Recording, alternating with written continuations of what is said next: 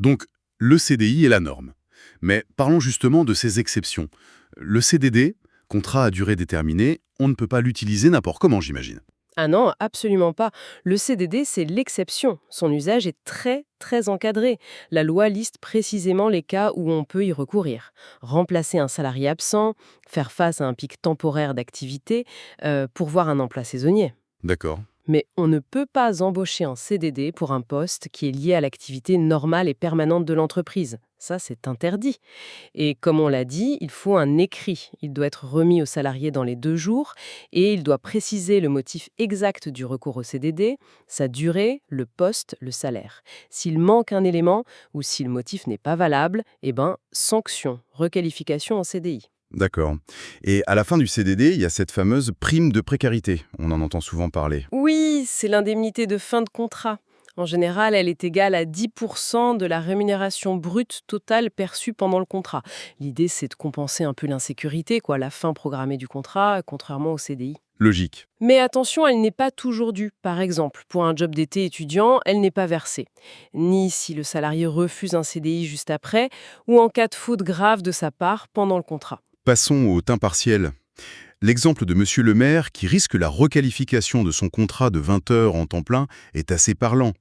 Pourquoi ce risque est si élevé? Oui, c'est un point sensible. Le temps partiel est aussi très réglementé. Déjà, contrat écrit obligatoire qui doit mentionner la durée du travail et comment elle est répartie dans la semaine ou le mois. Et surtout, il y a la question des heures complémentaires. Les heures en plus, c'est ça? Exactement. Un salarié à temps partiel peut faire des heures en plus de ce qui est prévu à son contrat. Mais il y a des limites et ces heures donnent droit à une majoration de salaire.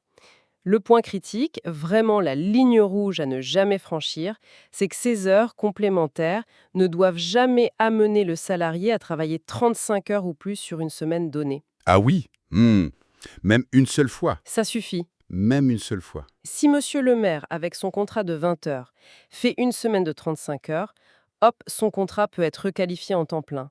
Et ce, dès le jour où ça s'est produit. C'est une protection forte pour éviter que le temps partiel ne devienne en fait un temps plein déguisé et moins bien payé. D'accord, c'est clair. D'ailleurs, petite précision, on confond souvent temps partiel, c'est-à-dire moins de 35 heures, et mi-temps. Le mi-temps, c'est très précis. C'est exactement la moitié de la durée légale, soit 17h30 par semaine. Bien noté. Il y a aussi des contrats qui mélangent travail et formation. Hein? L'alternance, c'est ça? Tout à fait. On pense principalement aux contrats d'apprentissage et aux contrats de professionnalisation.